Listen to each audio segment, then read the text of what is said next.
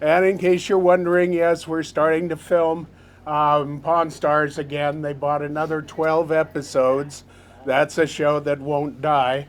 Um, who would have thought that? And yes, in case you were wondering, yes, I was recognized in Italy. Of course, I was recognized in Italy by a group of Spanish kids in the Uffizi Palace. They were on a break from their school. They were going through the Uffizi Palace, which is a museum in Florence. And I had one of the kids walk up to me and say, "Are you Mark Hall-Patten?" And I said, "Yes, I am." And he said, "Can I take a picture?" Yes, and all of a sudden I was surrounded by Spanish kids from Barcelona, and so it happens everywhere. But it was a lot of fun over there. It's a beautiful place to go. So it was a great trip. So are we ready? Sure. Here you go.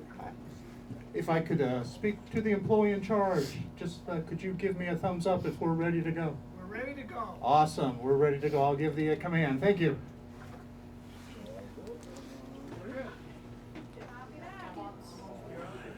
Okay, we're going to be covering parts of the original rail line. Over the bridge into Henderson. You're good at 10 miles per hour slower, starting at the railroad pass line crossing. I'm off. All right, here we go. Okay, I want you to be able to hear all that. Ready? Your first ride. Okay, what you're going to be covering is part of the original rail line. Part of it's been rebuilt, but this line was originally built by 3 different companies. Though it looked like it was one railroad, it was actually 3 different railroads. It was originally the original part of it that ran from the junction on the Union Pacific was built by the Union Pacific all the way down to Railroad Pass and then down into Boulder City, and that was built by the Union Pacific. Now, the interesting thing about bringing it down to Railroad Pass is that's the only place in the state of Nevada that was named for a railroad that was never built. That was named for a railroad that was going to be built from El Dorado Canyon up to Mitford, Utah. But it was never built. That actually got its name in the 1890s. But they didn't build the railroad. But it was the obvious place, if you were going to build a railroad coming up into the Vegas Valley, to put the railroad. So they called it Railroad Pass. And even though they didn't build the railroad, it got that name and it was called Railroad Pass. Now, when they were going to build a railroad down to where the dam was going to go, there were 3 different railroads that they were going to possibly build, because there were 3 different places that they might have put the dam. They were going to put it either at Black Canyon, which is where they put it, or they were going to put it up the Colorado River, and that one would have taken a different railroad route, or they would have put it downriver a little bit. Each one of those would have taken a different railroad, but they would have had to build a railroad for all 3 of those sites. The only difference in each one of those was how long a railroad would they have had to build. Now, for the first 2, the one that they built and the one up Canyon, the Union Pacific would have had to build much of the railroad. The one up Canyon would have been a railroad that would have been over 50 miles long. This one, which was over 30 miles long, or one down Canyon, which would have been over 60 miles long and would have come up from the Southern Pacific. And it would have been an even more expensive railroad to build. One of the main reasons why the Hoover Dam was actually built where it is because this was the shortest railroad route that they could build to bring all the supplies down to the site for the Hoover Dam. Because it was only about 32 miles altogether. So they could build the railroad down into town here. Then the U.S. government railroad took over, and they built it down almost to the site of the dam, at which point the Six Companies Railroad took over. And these are all separate railroads, even though it looked like one railroad. And that's the one that actually went right down to the dam site.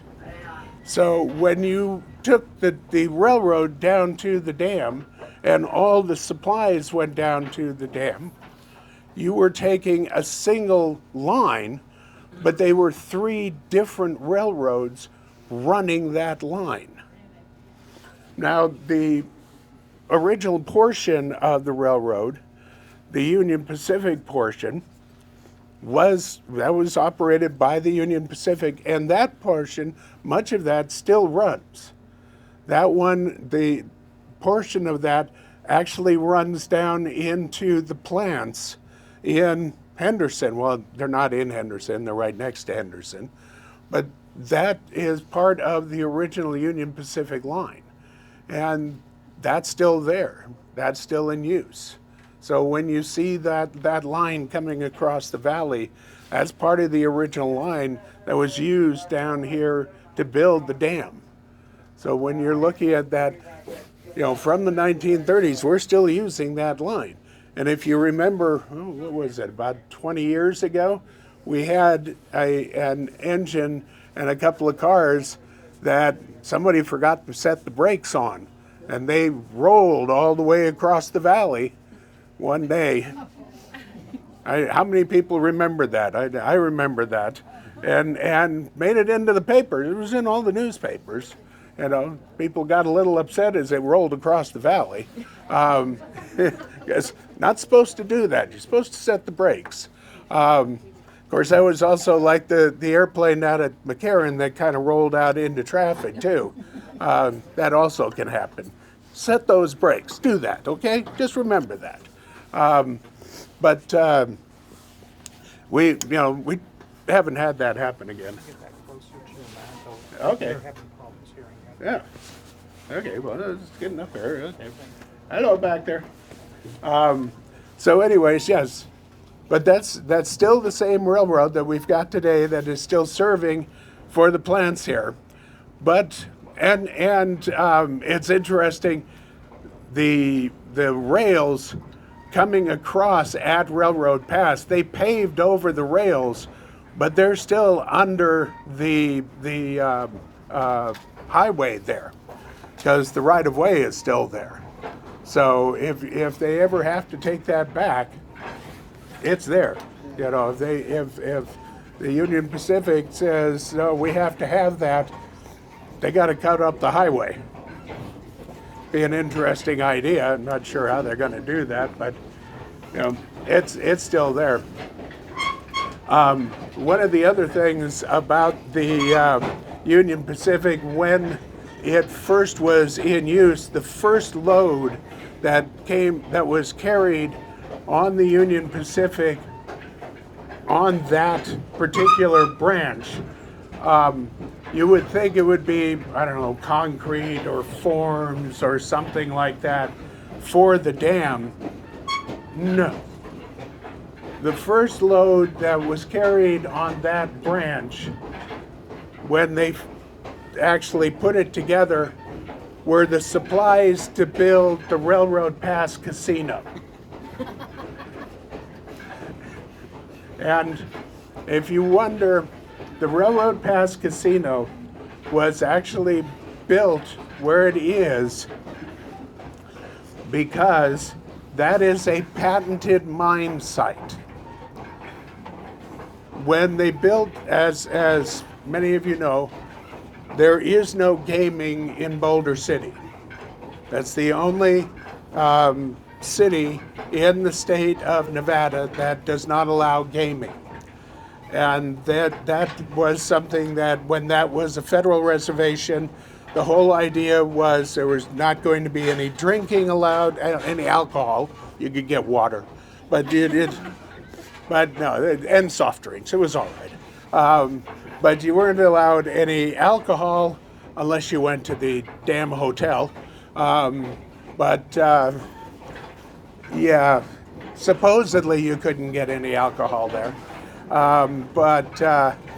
The idea was that we were going to socially engineer the people that worked on the dam. And you weren't going to be able to drink, and you weren't going to be able to gamble. And that's why we were going to have Boulder City, because we weren't going to have all those workers on the dam living in nasty places like, oh, I don't know, Las Vegas. And so we were going to have this new community called Boulder City, and we were going to control all the workers and make sure that they were not doing bad things like drinking alcohol and gambling, you know, because they might do that if they were living in Las Vegas and places like that. So we got Boulder City out of it. Not that there's anything wrong with Boulder City. I'm not saying that. But anyway, so we ended up with Boulder City, and we also ended up with a city that was not subject to the rules and regulations of Clark County or the state of Nevada. Boulder City was a federal reservation. It did not fall under state law. It did not fall under county law. And so it was the only segregated community in the state of Nevada. You literally could not live in Boulder City if you were black. And that didn't change until Roxy Ruxtell, who was the fellow who had Grand Canyon Airlines and later had the concessions at Lake Mead. He also had the Boulder Dam Hotel. He ended up running all of that. He had a black couple that was working for him. And he finally said, no, these guys are going to live here in Boulder City. And their name was Henry and O.C. Davis. And this was in 1939. And then he moved the old Grand Canyon Airlines ticketing office up into town, turned it into a house, and said, you can live there. And Sims Ely, who was the city manager for Boulder City, said, they can't live here. And Roxy Ruxtell said, are you buying me out? Are you buying Grand Canyon Airlines and the hotel and all of my concessions? And Ely said, no. Said, then they're living here. They lived in Boulder City from 1939 to 1946. They were well loved in Boulder City. They were well thought of, and they eventually moved in 46. They moved to Los Angeles, and but they were well thought of, and broke the color barrier in Boulder City. But they were the first black couple to be allowed to live in Boulder City. But Sims Ely was quite a character. Anybody who lived in Boulder City at that time remembers him. And there's any of the early first-hand accounts of people that lived there at that time and talk about him. He was quite a character. He, by the way, when he left here, he had been a newspaperman, he had been a banker before he came here, ended up being put in charge of Boulder City, and as a federal reservation, it was the only place in the United States that federal marshals actually answered to a civilian authority. In order to get into Boulder City, you hit a gate coming into Boulder City, and you had to have a reason to be allowed into Boulder City. There was a gate on the highway, and if you didn't have a reason to come in, you weren't allowed into Boulder City. And he would tell you whether you were allowed in or not. So he had a lot of power there. Interesting times then. This is during the building of Hoover Dam. And by the way, I always like to point this out. The original name of Hoover Dam was Hoover Dam. It was not Boulder Dam. The original name was Hoover Dam. The name was changed to Boulder Dam because Roosevelt did not want to dedicate a dam named Hoover Dam. Now, it wasn't named Hoover Dam because Hoover was president. It was named Hoover Dam because Herbert Hoover was the Secretary of Commerce under Calvin Coolidge. And when they were trying to get an agreement between the 7 states that line the Colorado River, he was the federal person on that committee, on the Colorado River Commission. And he was the one that was able to get the 7 state commissioners to finally agree with each other. If it hadn't been for Herbert Hoover, they could never have agreed with each other. And when they finally agreed with each other and came up with the Colorado River Compact, he was the one who then rewrote the Swing-Johnson Act, that led to the funding for the Hoover Dam. But it was actually the Black Canyon Project. He was the one that rewrote it. The first 3 times it was introduced into Congress, it was voted down. The first 3 times. If he hadn't rewritten it, it probably wouldn't have ever gotten passed. So he rewrote it, it got passed. If Herbert Hoover hadn't done his work on it, it would never have gotten passed. Now then he ended up becoming president, and they named the dam for him.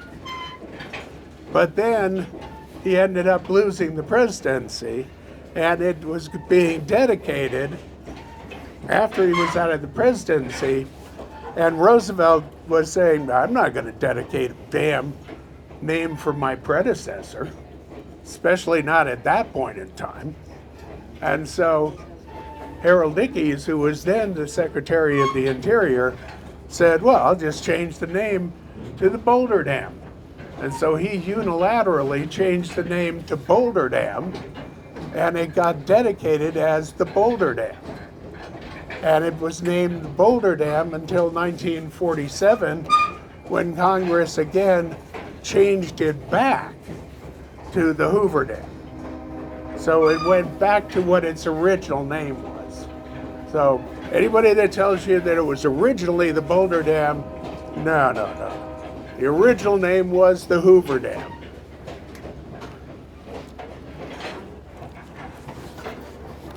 No, I'm just going to bounce back and forth. Keeps me still functional here. I'll tell you, that was one long flight getting home.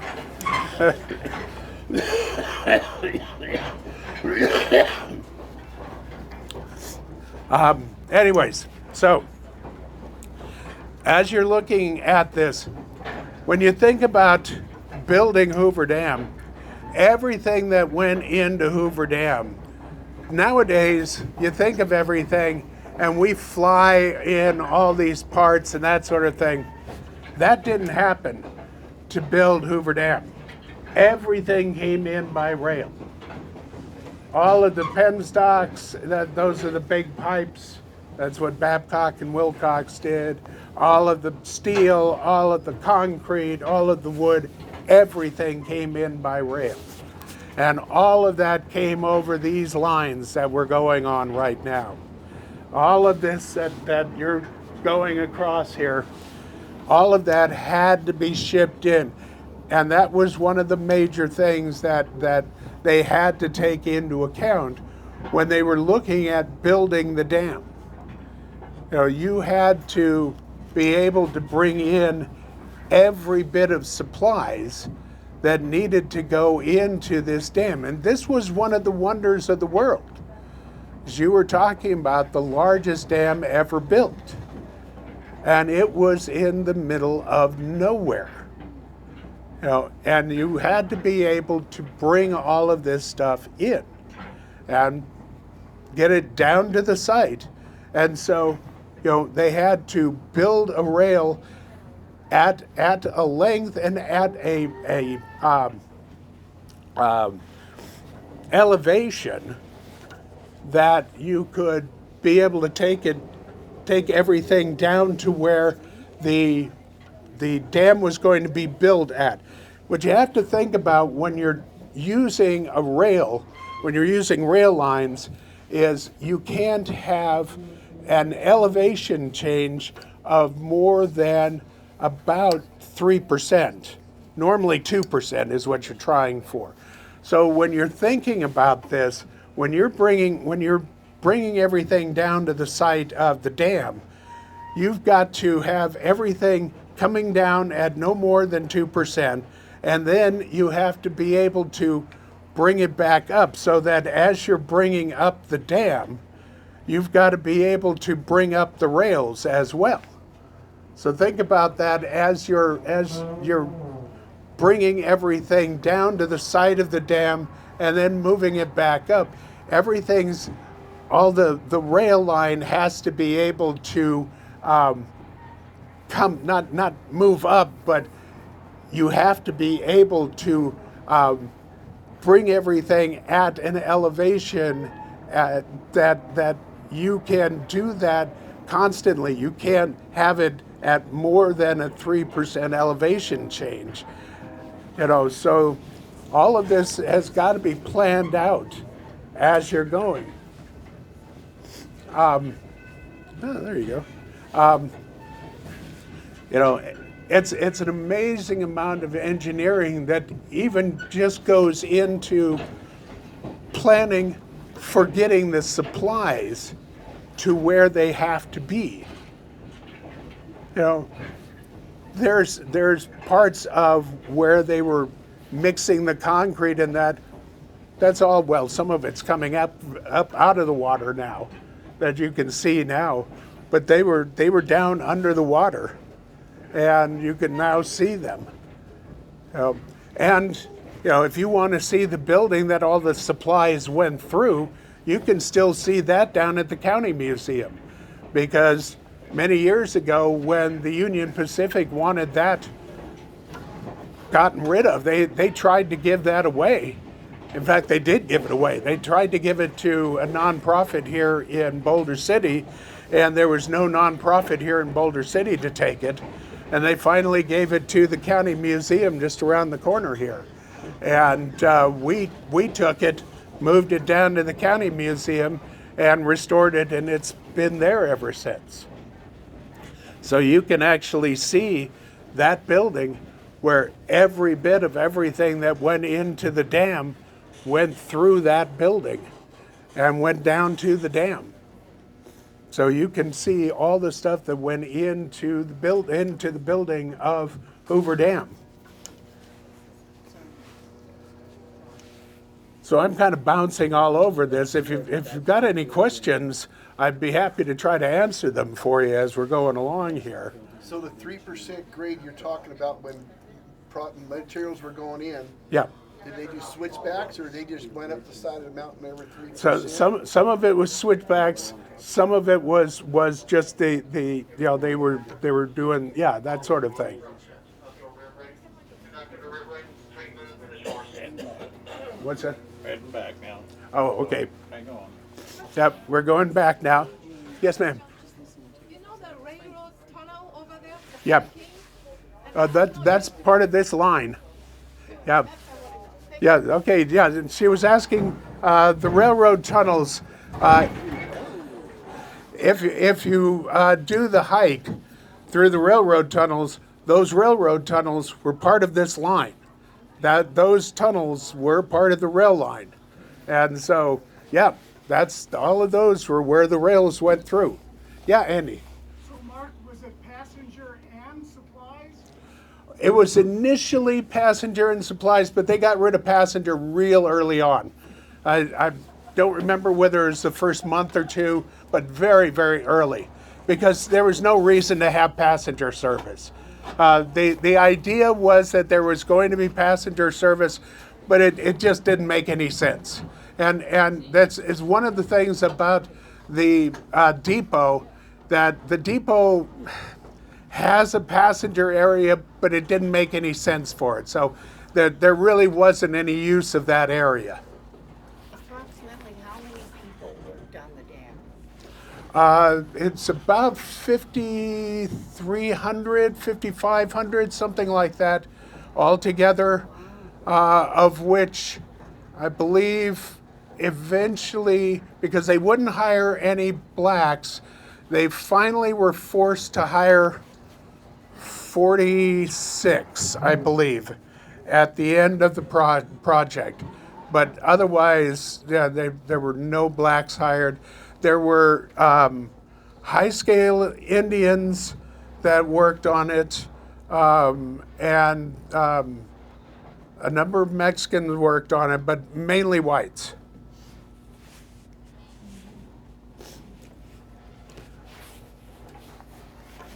Any other questions? Happy to try to answer them. There is a pretty good list.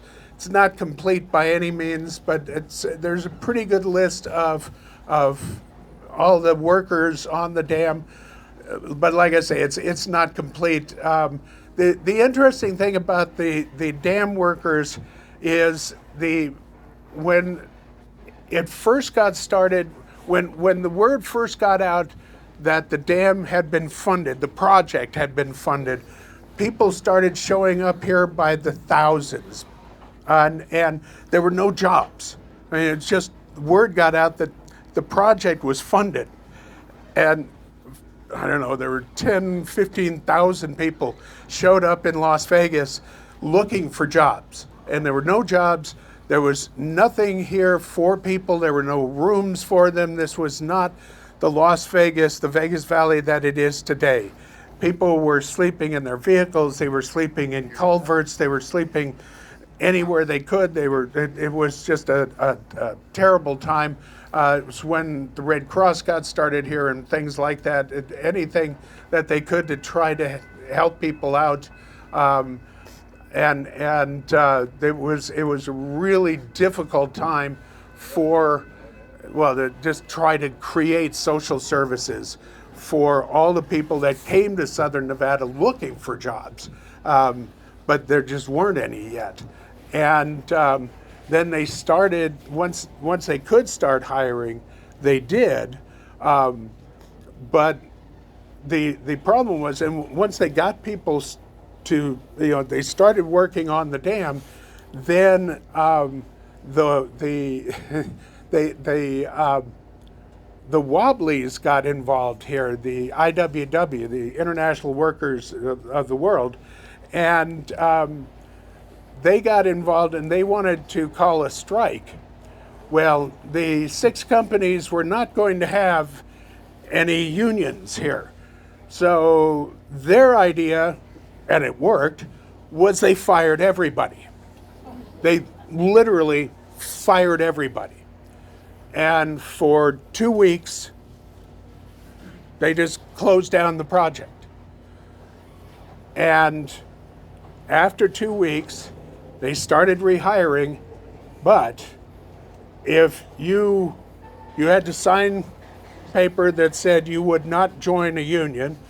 Two, if you were seen even talking to a union representative, you were fired on the spot. The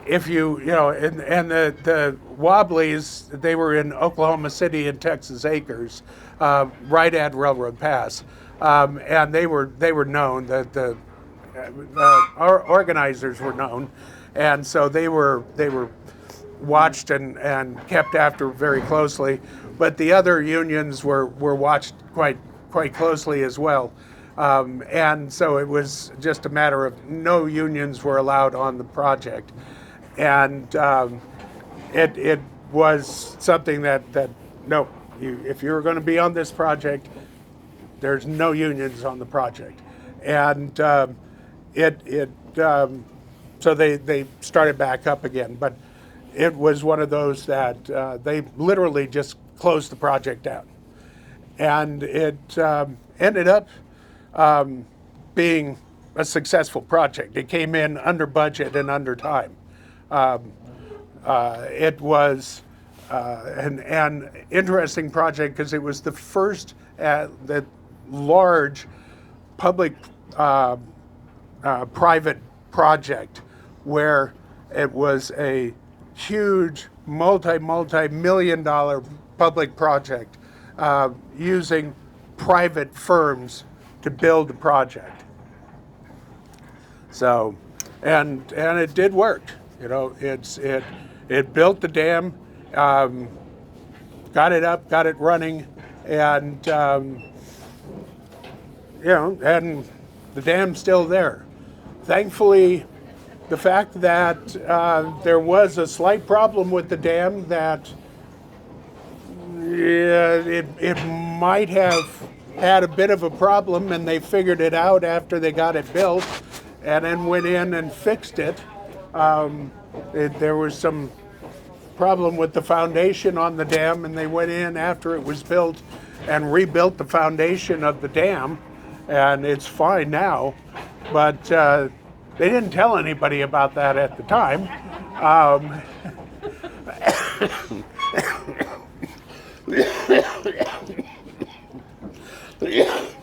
Sorry about that. Just say thank you to Italy for that. But no, that didn't make it into the papers at the time either, the rebuilding of the foundation. But it is interesting. It's one of those great projects that it did actually work amazingly well. But it also, there's some oddities to it. The first person to die on the project and the last person to die on the project were father and son. Just a fluke.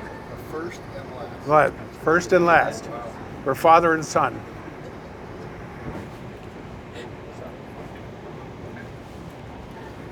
So, but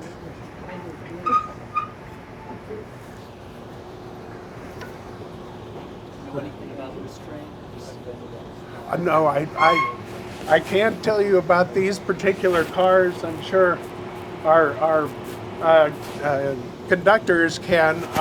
I don't know the history on the cars themselves, unfortunately. The conductor would know that. Yeah, these I don't. Just If it, 15 years old is what they said. yeah, if it had been my institution, I would have told you. But sorry. I finally stumped you. Yeah, oh, you can. Trust me, I've been married 47 years. I get stumped all the time.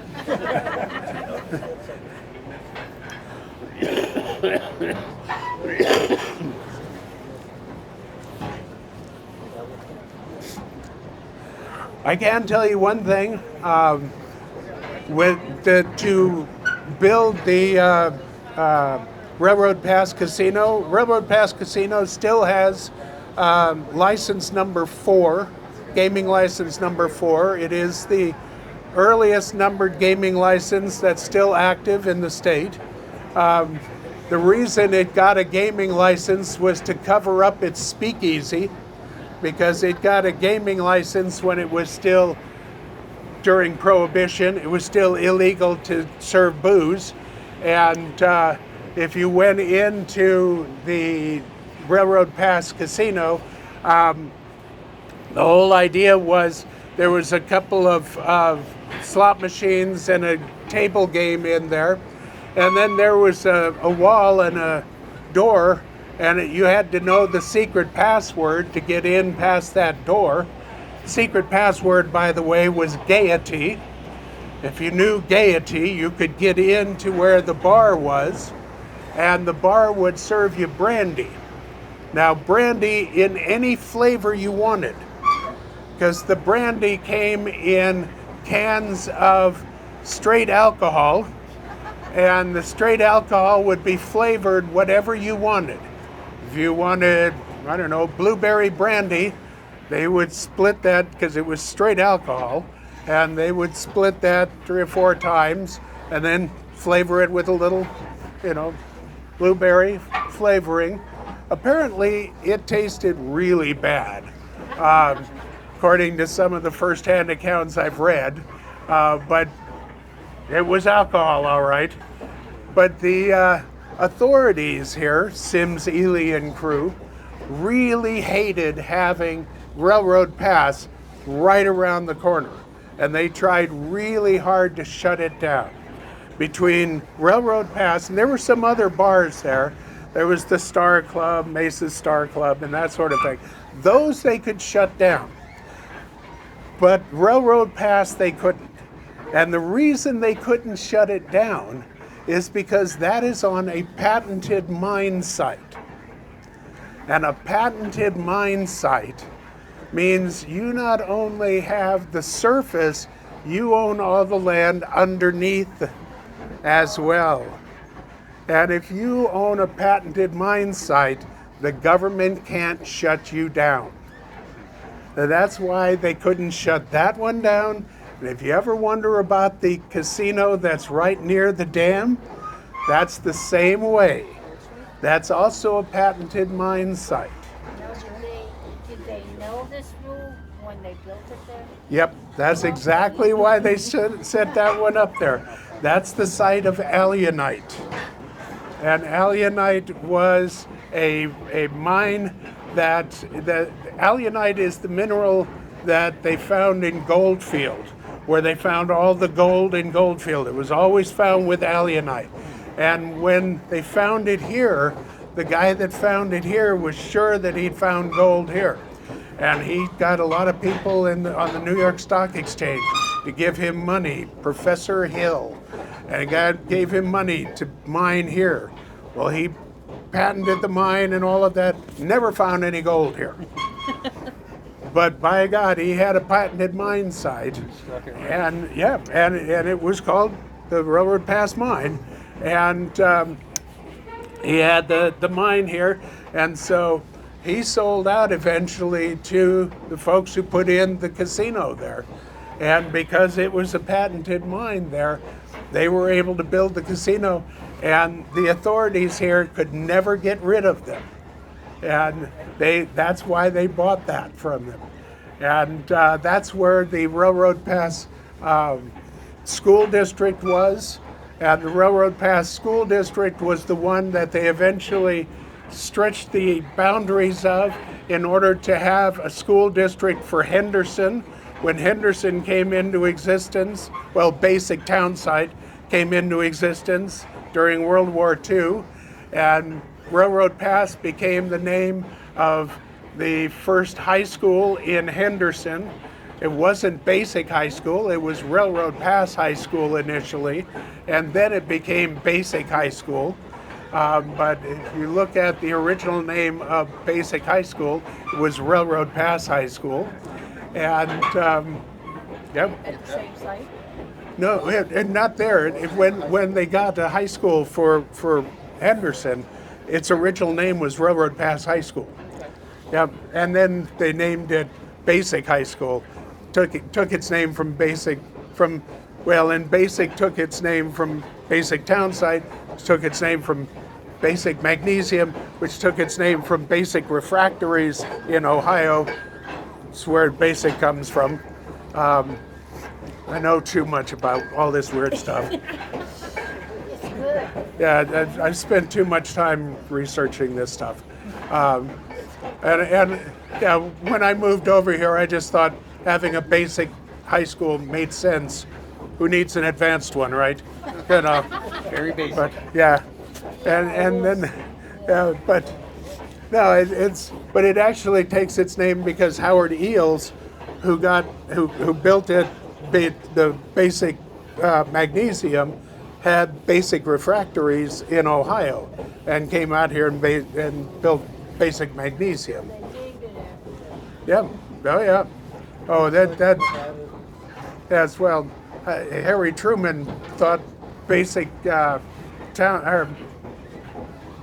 Basic Magnesium was one of the worst wastes of funds in World War II. When he was looking at wastes of funds during World War II. Yes, ma'am. Shouldn't it cost more to build the visitor center than to build the dam? I don't know. I don't think it cost more than, but it was not cheap. It was about $10 million to do the visitor center.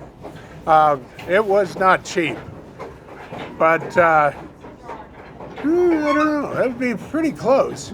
Be pretty close, yeah.